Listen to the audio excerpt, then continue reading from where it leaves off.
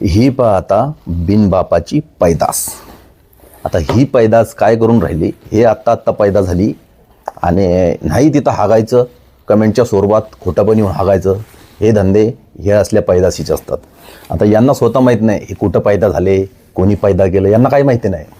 आणि राहिली गोष्ट सनातन धर्माची, हिंदू धर्माची, तर तुझ्यासारख्या नालायकांनी आम्हाला हिंदू धर्माबद्दल शिकवायची गरज नाही. आम्हाला हिंदू धर्माचं, सनातन धर्माचं छत्रपती शिवाजी महाराज यांनी जे शिकवायचं होतं ते शिकवलं, आम्ही त्यांचं अनुकरण करतो. ठीक आहे.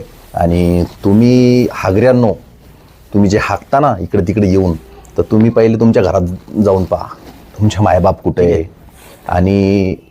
आणि जो आम्हाला अधिकार जो दिला ना, डॉक्टर बाबासाहेबांनी संविधानिक अधिकार दिला आहे आम्हाला की आमचे विचार मांडण्याचा, तुलासुद्धा तुझे विचार मांडण्याचा अधिकार आहे, पण असे लपून छपून नाही.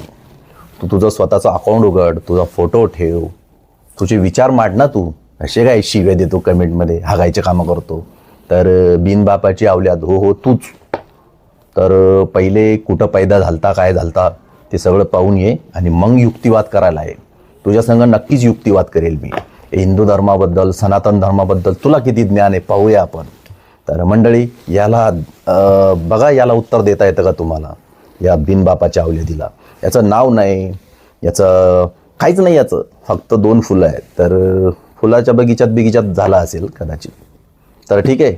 आणि आता हे झाल्याच्या नंतर पण हा परत एकदा हागायला येईल बी. ठीक आहे. तर आला ना, तुझं धुण्यानेच धुवून देतो. आता ये तू हागायला कमेंटमध्ये, तिची यायची शिव्यानं काय फरक नाही पडत बाळा. ठीक आहे. महापुरुषांना तुझ्या लई छळणारे लोक आले होते रे, लई छळून गेलेत. ठीक आहे. ते यांना काय फरक पडत नाही. येतो तुझं ढोंगणच धुवून देतो.